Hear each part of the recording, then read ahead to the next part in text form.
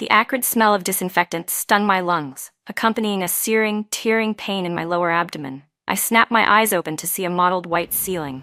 Beside me, the air was filled with the pained moans of another woman in labor and the rhythmic rising and falling cries of newborns. Instinctively, I reached for my stomach. It was flat now, leaving behind only a layer of loose skin and a dull, aching wound. "You're awake. It's a boy. 7 pounds, 2 ounces. He's a sturdy little guy," the floor nurse said as she wheeled in a small cart. Her voice was flat and clinical. In this ward where new life began every day, she had grown accustomed to the cycle of birth, death, and exhaustion. I turned my head stiffly toward the small wooden crib next to me. Inside was a tiny, reddish, wrinkled bundle. He was so small, his eyes squeezed shut, occasionally kicking his little legs. This wasn't a dream. I had truly returned to 30 years ago, back to the day I gave birth to my son, Julian. Memories of my past life rushed back like a tidal wave, finally settling on the image of my final moments. Lying in a drafty, earthen shack in my hometown, terminally ill from years of backbreaking labor, while my husband was away in the city celebrating the birthday of Sarah Miller's son. The door pushed open at that exact moment. Grant stepped in carrying an aluminum lunchbox. He looked sharp in his crisp military uniform, his features cold and stern. Even in a hospital room, he stood perfectly straight, like a sentinel tree. "You're awake," he said. His voice, like his expression, lacked any hint of emotion. He didn't sound like a man who had just become a father. He sounded like he was completing a routine inspection. "I got some millet porridge from the cafeteria. Eat it while it's hot." He placed the lunchbox on the nightstand without glancing at his son in the crib. Instead, he sat directly on the edge of my bed, his dark eyes fixed heavily on me. "Claire, I have something I need to discuss with you." I sneered inwardly. Discuss? In my past life, every time he used that tone, it was for the sake of Sarah Miller. "Go ahead," I said, my voice raspy as I struggled to control the trembling in my body, a tremor born of bone-deep hatred for this man. Grant remained silent for a moment, seemingly weighing his words, but what he said next perfectly matched my memories, word for word. Before Sarah's husband died in the line of duty, he called me to his side. He took my hand and made me promise I'd take care of his wife and son. Now Sarah is raising the child alone, and things are incredibly difficult for them. The department just issued 6 months' worth of bonus pay. I plan to wire it to her first. She's in desperate need of money. The kid needs to start school, and they need coal for the winter. He looked at me with an expression that suggested a sense of moral entitlement. "We still have my regular salary coming in. You and the baby won't starve. Claire, you've always been reasonable.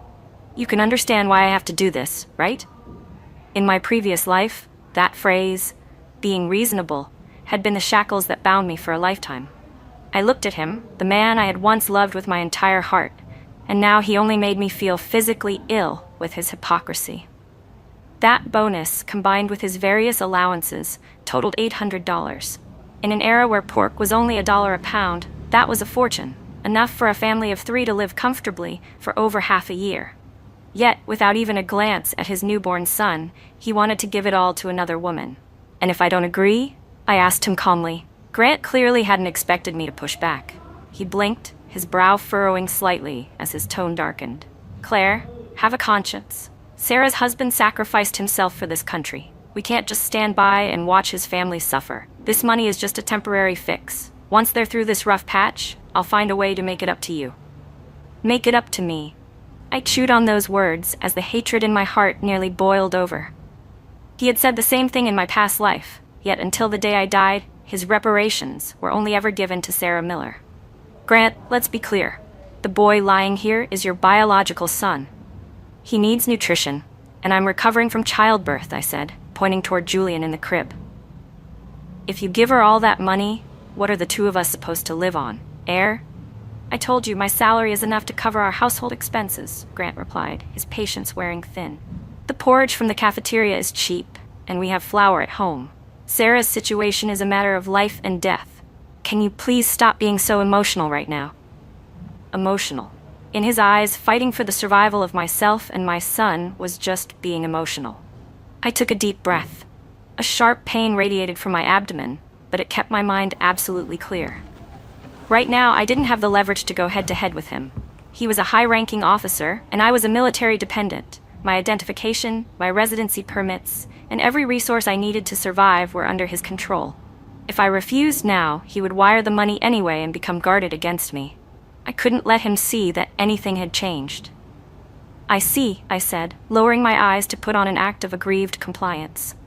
My voice dropped to a whisper. "If you've already made up your mind, why bother asking me at all?" Grant's expression softened slightly as he stood up. Looking down at me from his towering height, Grant said, "I'm glad you can be understanding, Claire. I'm a soldier. I have to live up to the trust my brother in arms placed in me. I've already wired the money. Here's the receipt. Take a look. Consider it my way of giving you an account of things."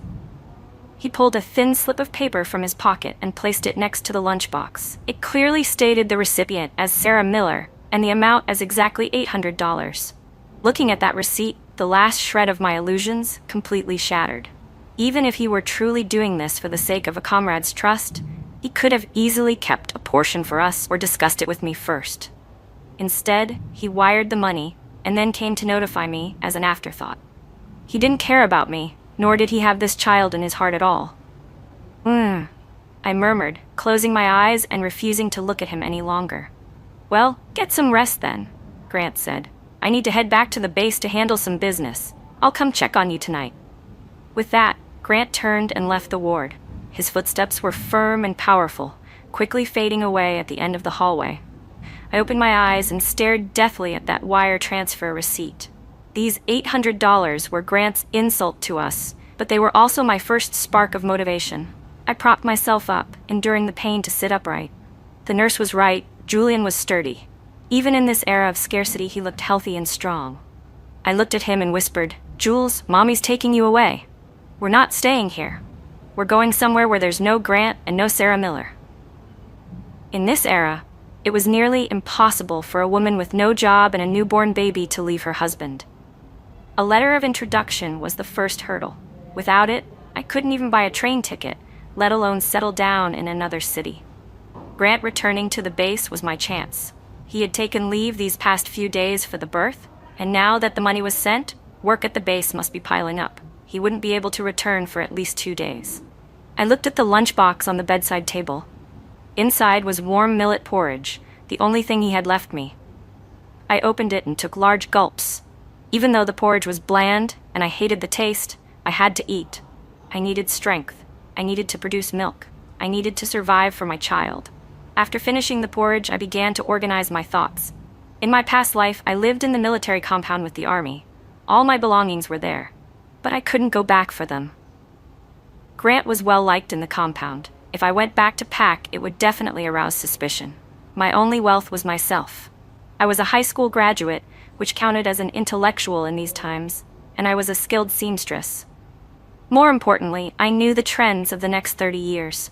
I knew that in the early 1980s, the South was undergoing a world-shaking reform. It was full of opportunities. As long as one had the courage, money could be made. And right now, what I lacked most was that courage and my first pot of gold. Since Grant had given all the money to Sarah, I no longer had to harbor any fantasies about him. As I looked at the receipt, a plan slowly formed in my mind. If I was going to leave, it had to be a clean break. I wouldn't just take the child. I would take everything that belonged to me, down to the last penny. I began to scan the ward. Aside from the woman in the next bed, there was no one else. The nurse checked the rooms about once every hour. My most urgent task was getting a letter of introduction. I couldn't get one without Grant, but I could get a hospital certification. I braced my body to get out of bed. Every step felt like walking on knives. I made it to the nurse's station, where the flat-faced nurse happened to be on duty. "Hello, nurse," I said, trying to make my voice sound weak but sincere. "I'd like to get a hospitalization certificate. My family needs it for something." The nurse glanced at me. "You just gave birth and you're out of bed already? Do you want to die? We issue the certificates when you're discharged." Something urgent came up at home," I said, lowering my head and acting as if I had a shameful secret. "I want to have the certificate ready so my husband can go handle some paperwork." In this era, outsiders usually didn't pry into the private business of military families. The nurse hesitated for a moment, but eventually pulled out a piece of paper and wrote me a simple hospitalization certificate.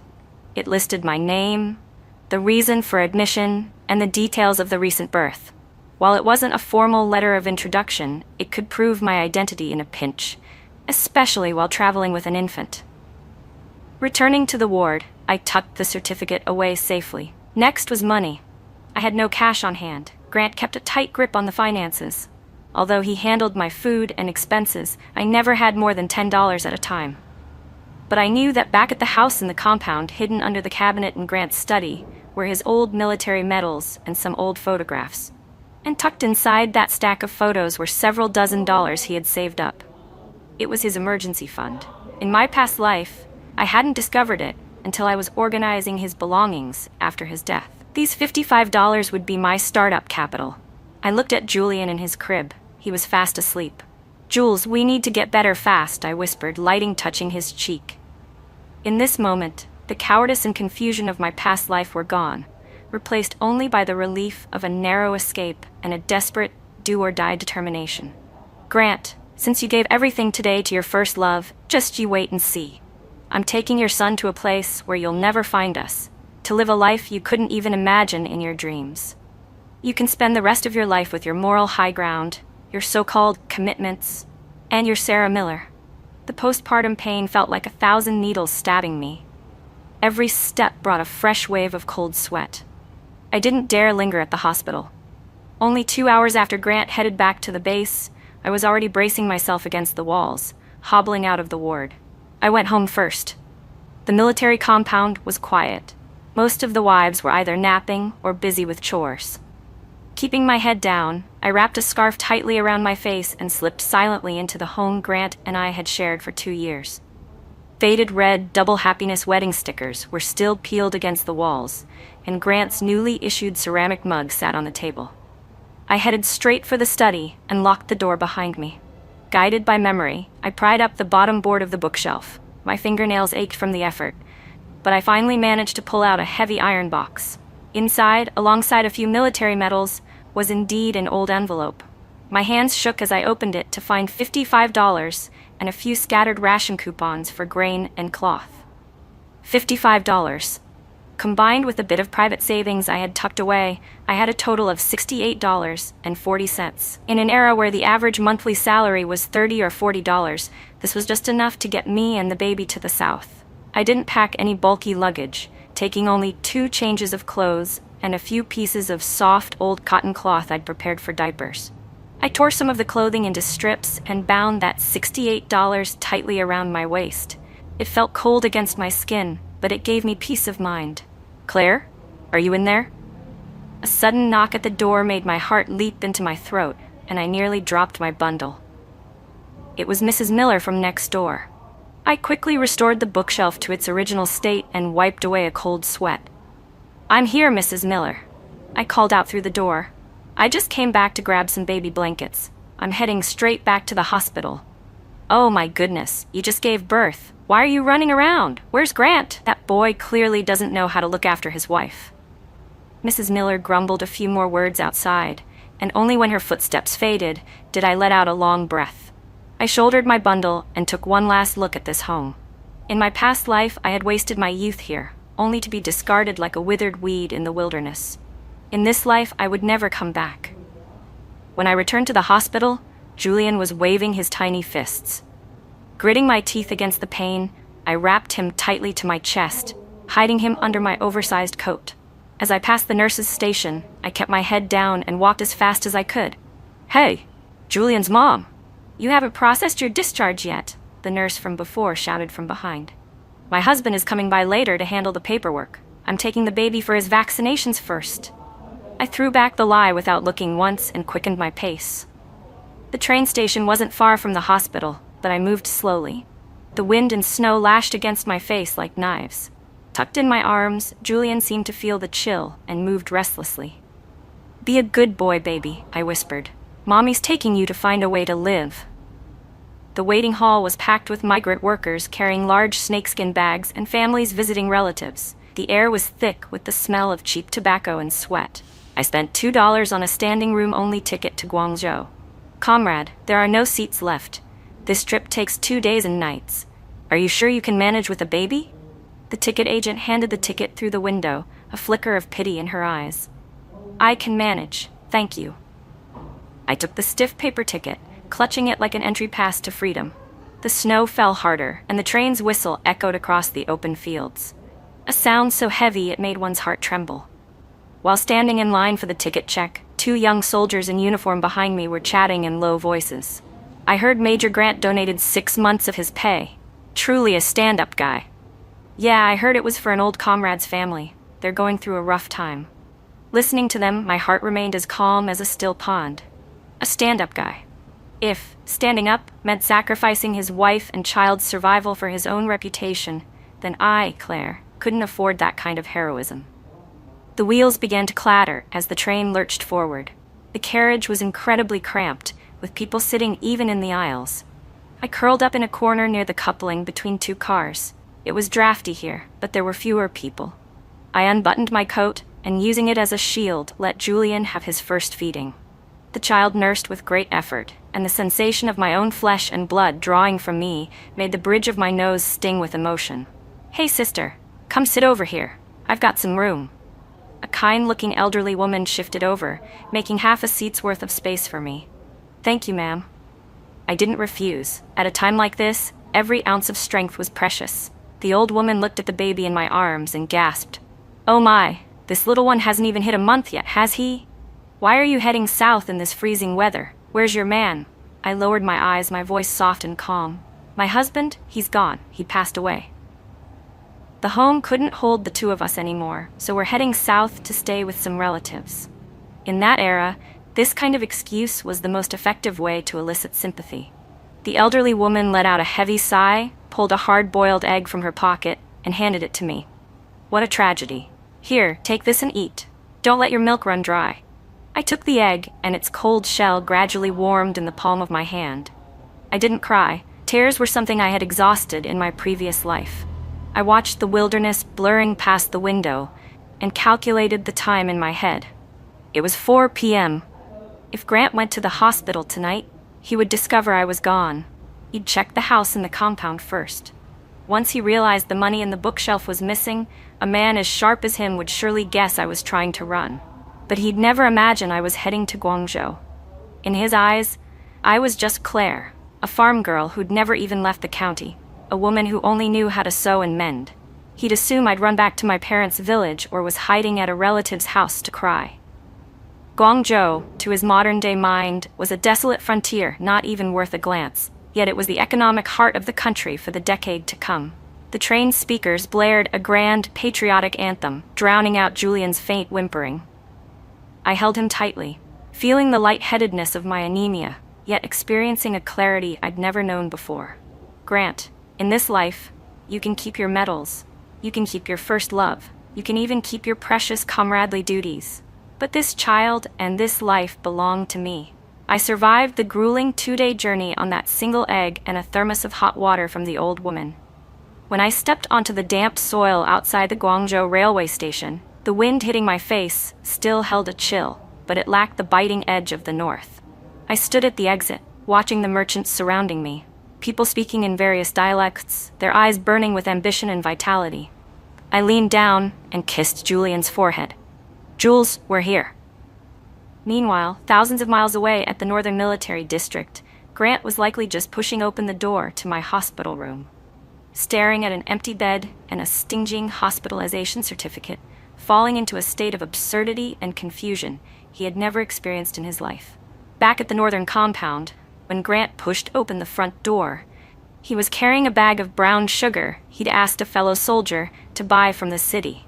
He had originally planned to go straight to the hospital, but halfway there, he remembered Claire's aggrieved, submissive expression in the ward, and his heart had softened inexplicably.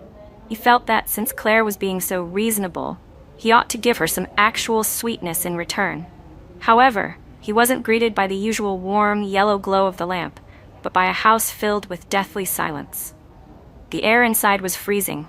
The charcoal fire that should have been burning brightly had long since gone out, leaving only a basin of cold white ash. Grant frowned and walked into the bedroom. The bed, usually made with military precision, was a mess. He reached out. The blankets were as cold as ice. He strode to the study, and his eyes immediately landed on the displaced bookshelf. Grant's heart gave a violent thud. He bent down and pried up the floorboard. The iron box was still there, but the envelope inside was empty. Those $50-some were his emergency funds, kept there just in case, and now not a single cent remained. "Claire?" he called out tentatively. His voice sounded jarringly out of place in the empty house. He turned and ran out, nearly colliding with Mrs. Miller, who was carrying coal briquettes. "Oh, Major Grant, you're finally back!" Mrs. Miller looked at him in surprise. "Claire came back this afternoon saying she needed blankets. She looked ghost white. I thought she went straight back to the hospital. Has she not returned?" Grant didn't answer, his face darkening fearsomely. He hurried toward the hospital, his leather boots crunching loudly in the snow, fueled by a panic he had never felt before. In the hospital ward, Claire's bed was already occupied by someone else. "Julian's mother left a long time ago," the floor nurse said without looking up from her ledger. "She left this afternoon. Didn't even process the discharge paperwork. We're going to have to report this kind of fee-dodging to your unit." "Where could she have gone with the baby?" Grant's fists were clenched so tight his knuckles turned white. "How should I know? She got a hospitalization certificate and left in a huge rush. Looked like she was running for her life," the nurse muttered. "And Major, if I may say so, your wife just gave birth and you left her all alone? That's incredibly cold-hearted." Grant walked out of the hospital and stood on the wind-whipped, snowy street, the bag of brown sugar in his hand crushed out of shape. His first thought was that Claire had gone back to the countryside. That woman had always been timid. Where else could she go to cry except back to her mother's house? He took leave that very night and drove to Claire's hometown, a small mountain village about 60 miles from the base. At 3 a.m., Grant knocked on the door of his father-in-law's house. "Grant, what are you doing here in the middle of the night? How's Claire? Did she have the baby?" His mother-in-law, wrapped in a padded coat, looked at her son-in-law with genuine confusion. Grant scanned the room. Aside from his father-in-law, who had been startled awake, there was no one else there. "She didn't come back?" Grant's voice was incredibly raspy. "Come back. She just had a baby. Where would she go?" The father-in-law realized something was wrong, his voice rising. "Grant, where is my daughter? Where is the baby?" Grant didn't answer. He didn't even have the courage to face the questioning of his in-laws. If Claire hadn't returned to her parents' home, where could she possibly have gone in this freezing weather, carrying an infant who wasn't even a month old? By the time he returned to the military compound, the sky was just beginning to break gray. News traveled fast, and the compound was already buzzing with gossip. Sarah Miller knocked on Grant's door. She was still wearing that same faded floral padded coat, her eyes red-rimmed, clutching a small bag of dried noodles. "Grant, this is all my fault," Sarah started, the tears falling before she could finish her sentence. "Claire must be angry that you gave the money to me. I haven't touched it yet. Please, take it back and go find her. If something happens to her and the baby, I'll never have a clear conscience for the rest of my life." Grant looked at Sarah, and for the first time he found her delicate sobbing a bit grating. "This has nothing to do with you," he said, his voice cold and hard. "That money is for your son's tuition. Keep it." "But Claire, since she wanted to leave, let her leave. She doesn't know how to prioritize.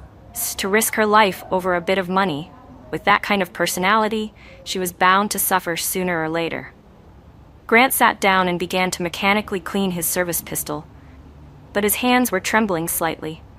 He convinced himself that Claire was just playing a game and throwing a tantrum.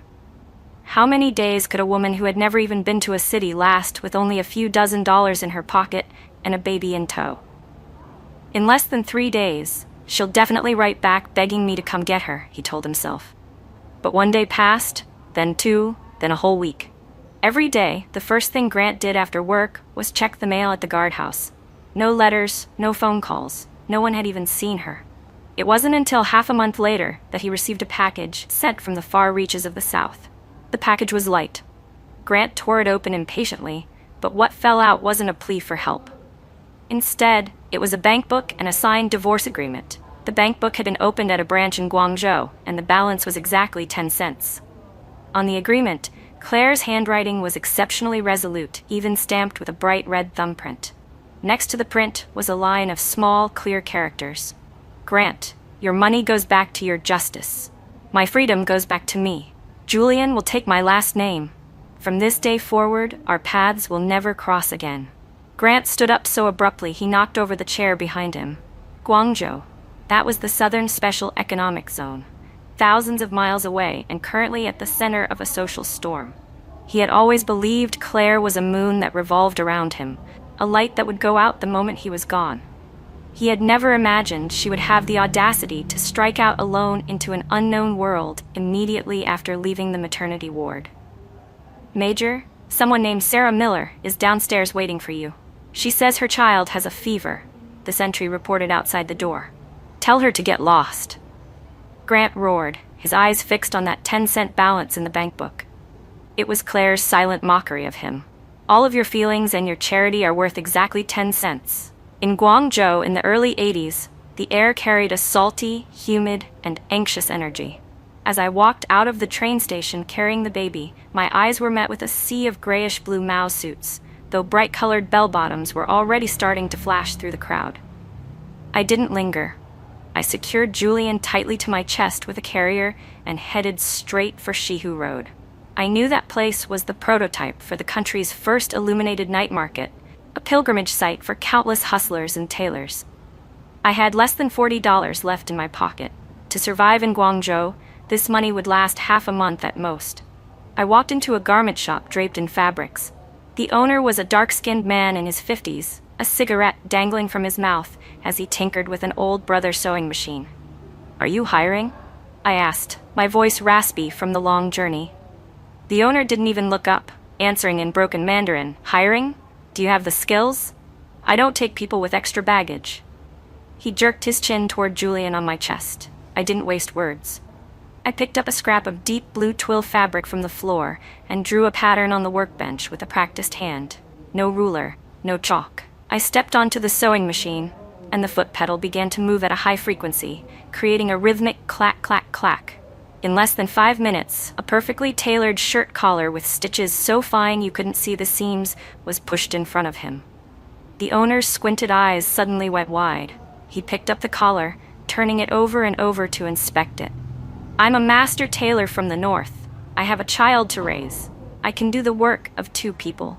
You just need to give me a place to stay," I said, looking at him. There was no pleading in my eyes, only the desperate grit of someone who had staked everything. The owner stared at me for a long time before stubbing out his cigarette. "My name is Chen. There's a tiny room in the back filled with fabric scraps. You can stay there. 2 cents per finished garment. You in?" "I'm in." And just like that, Julian and I took root in that fabric pile of less than 4 square meters. In the daytime, I was a woman possessed. The sewing machine under my hands almost never stopped. Julian was a very good baby. He seemed to know his mother was fighting for their lives. When he was thirsty, he nursed. When he was tired, he slept with the fabric scraps as his pillow. In the evenings, after Mr. Chen closed up shop, I would gather the remnants he discarded as trash. In that era, those scraps consisted of the finest wool, silk, and synthetic fibers. Drawing on the classic designs I remembered from my past life, I pieced those fragments together into stylish color-blocked vests and children's wear. A month later, I took my first trial batch to the night market. "This outfit is so sharp. Where did you buy it?" a young woman in a white Decron blouse asked, stopping me. "I made it myself." "It's one of a kind," I replied. I calmly quoted a price of $15. At the time, that was half a month's salary, but the girl didn't even blink as she handed over the cash. That night, the 10 patchwork outfits I brought were snapped up instantly. When I returned to my tiny room with a heavy stack of $150, Julian was clutching my finger in his sleep. I kissed him, feeling the bloody, jagged hole Grant had torn in my heart slowly being filled by the security of wealth. 6 months later, I left Mr. Chen's shop and rented a stall of less than 50 square feet in the Shisanhong district. I was no longer satisfied with just making finished garments. I discovered that the variety of fabrics in the South was far richer than in the North. Using my memories of the future, I accurately predicted the Hong Kong style that would trend that autumn. Bold red dresses. I bet all my savings, buying 3,000 meters of bright red silk at a low price from a factory. "Claire, you're crazy. That color is too loud. If it doesn't sell, you'll lose your shirt." Mr. Chen came over to warn me. I shook my head with a faint, effortless smile. "Mr. Chen, the world is changing. People have been suppressed for too long. Red is going to be the hottest seller. Just as I expected, within a month, women across Guangzhou went wild looking for bright red fabric. Long lines snaked in front of my stall. I didn't just sell cloth, I sold the cutting patterns too. $800, $3,000, $10,000. When I deposited a thick stack of bills at the bank, the teller looked at me with pure awe. But all I thought was, Grant, those $800 you gave Sarah Miller don't even qualify as spare change to me now. During this time, Grant sent me a registered letter. In it, he used a stiff, commanding tone, ordering me to return immediately. He said he could let bygones be bygones, that Sarah felt sorry for me, and even that he had pulled some strings to find me a job doing mending and repairs for the military's logistics department. After reading the letter, I casually tossed it into the coal stove used for cooking noodles at my stall. Mending. In his eyes, Claire was only fit to spend her life hovering around the hem of his trousers. I wrote back a single letter. Inside was nothing but a photocopy of a contract I had just signed for a massive garment processing factory. In the recipient line, I wrote, Major Grant's relative. In the sender line, I formally wrote, Claire, chairwoman of Shoe Trading Co. I didn't need him to let bygones be bygones. In that bone-chilling northern winter, at the moment he handed his salary to someone else, the Claire who only knew how to cry and mend had died. Now, I held the lifeblood of the era in my hands and my future in my arms. To me, Grant was nothing more than a patch of dirty snow on the road ahead. Once the sun rose, he would vanish without a trace. 3 years later, in a high-end tea house across from the Guangzhou Friendship Store, the air conditioner blew a cool, refreshing breeze. I had changed into a sharply tailored charcoal gray suit skirt, my long hair pinned up, wearing a rare imported gold watch on my wrist. Seated before me was a delegation that had come to negotiate a procurement project for the Special Zone's logistics uniforms. And there sat Grant, at the very end of the delegation table. He was darker and thinner now. The uniform he had once worn with such pride seemed to hang loosely on his frame. Because this procurement involved a massive sum, the military took it very seriously, sending several key officials. Chairwoman Xu, this is the list for the first phase of winter uniform procurement we've drafted. Please take a look, the lead official, Director Wang, said politely as he slid the documents toward me. I didn't take the papers. Instead, I picked up my teacup and took a sip, my gaze drifting carelessly over Grant. His expression shifted from shock and disbelief to a dead, hollow gray. He stared fixedly at my hands resting on my knees, which were trembling violently. He seemed to want to stand up, but a colleague beside him pressed him down. Chairwoman Xu, have we met somewhere before? Director Wang asked tentatively, sensing the tension. I don't recall, I said, setting down my teacup, my voice cold and detached. I see many people every day in Guangzhou. If you're trying to act familiar just to get a lower price, Director Wang, there's no need. Oh, of course not. Of course not. Director Wang laughed awkwardly, then turned to bark at Grant. Major Grant, what are you just standing there for? Pour some tea for Chairwoman Xu. She is the key person for this entire project. As if struck by lightning, Grant stood up stiffly. He walked to my side and lifted the teapot. As he poured, a few drops of warm water splashed onto the back of my hand. I'm sorry, he said, his voice low and raspy, carrying a faint pleading tremor. I pulled out a tissue and elegantly wiped away the water stains, my gaze never once landing on him. I spoke only to Director Wang.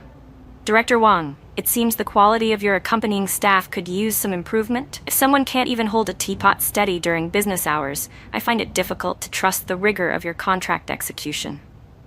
Grant's face went deathly pale in an instant. He stood there, unable to move forward or back, looking like a child who had made a terrible mistake, or more accurately, like a disgraced official who had just been slapped in public.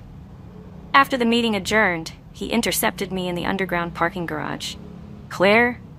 He rushed forward, trying to grab my shoulder, but my bodyguard stepped in and shoved him back.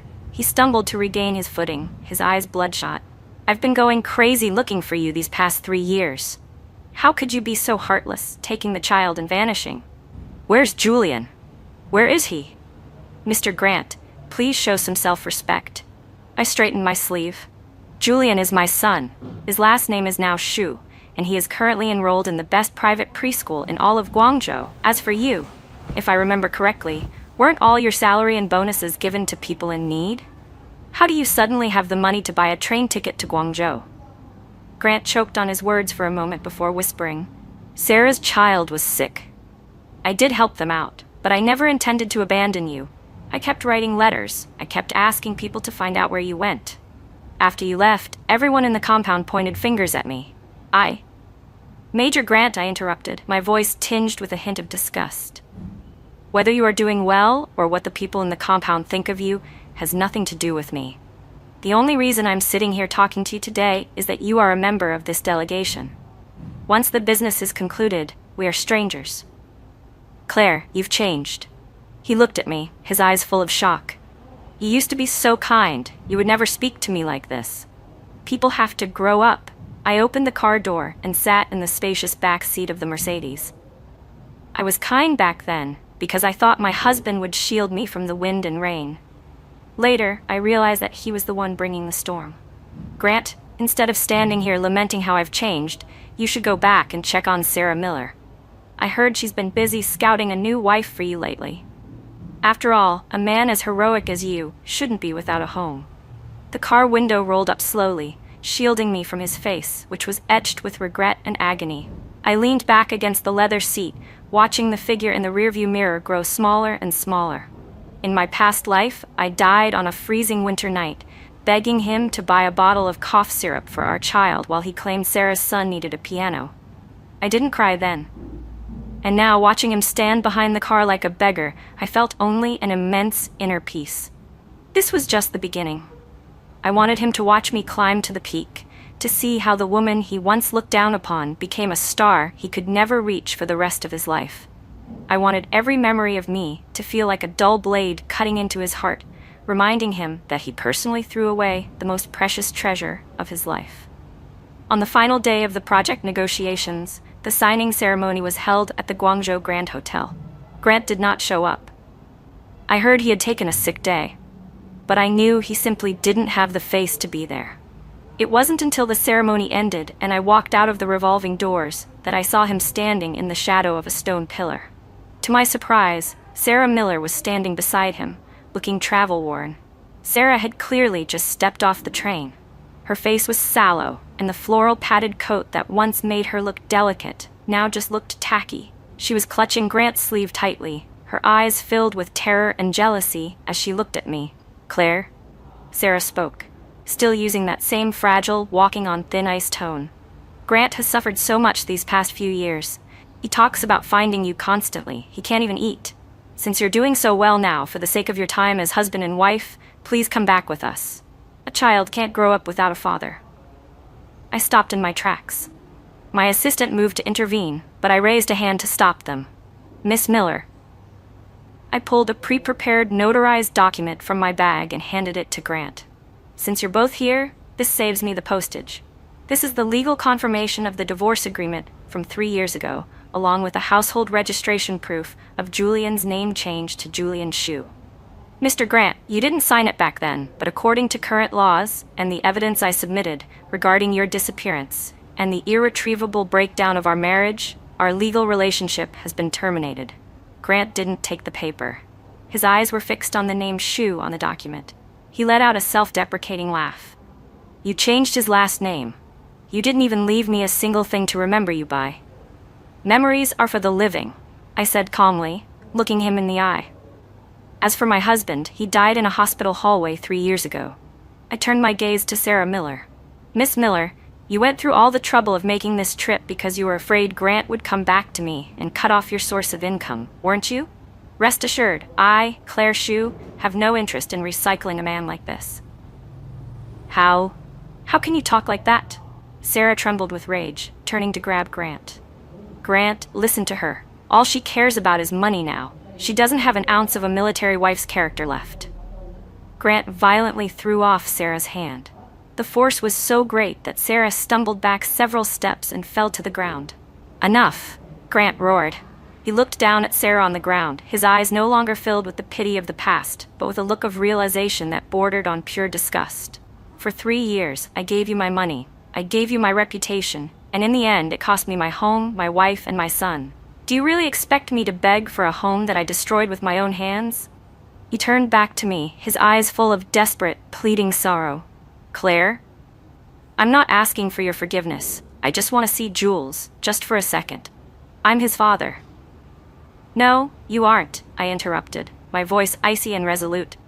Julian's father now is the opportunity of this era and my own backbone. He is going to attend the best schools and see the widest world. On his life's record, there will never be a place for a father who let his own biological son go hungry for the sake of his first love. Grant, this is the price you personally signed for the moment you chose your version of heroism. I stepped around them and sat directly into the waiting car. Before the window rolled up, I saw Grant collapse powerlessly onto the stone steps, burying his face in his hands as his shoulders shook violently. Beside him, Sarah was screaming and clawing at him, desperately trying to salvage her last meal ticket. 2 weeks later, I received a private call from Director Wang. He told me that after Grant returned to the base, he had voluntarily applied for a transfer to the harshest border defense unit. Before leaving, he forcibly sent Sarah and her son back to their original hometown and severed all financial ties with them. I heard Sarah wailed hysterically at the train station, but Grant never once looked back. I hung up the phone and looked at a drawing Julian had just finished on my desk. It showed a woman in a suit holding a little boy's hand, standing at the very top of a tall office building. In this life, I didn't wither away in a dirt shack. I didn't die in a state of regret. I pushed open the floor-to-ceiling windows of my office. Below me was the bustling, vibrant city of Guangzhou, teeming with life. The wind blew through my long hair, carrying with it the unique scent of freedom that defined this era. My era was just beginning.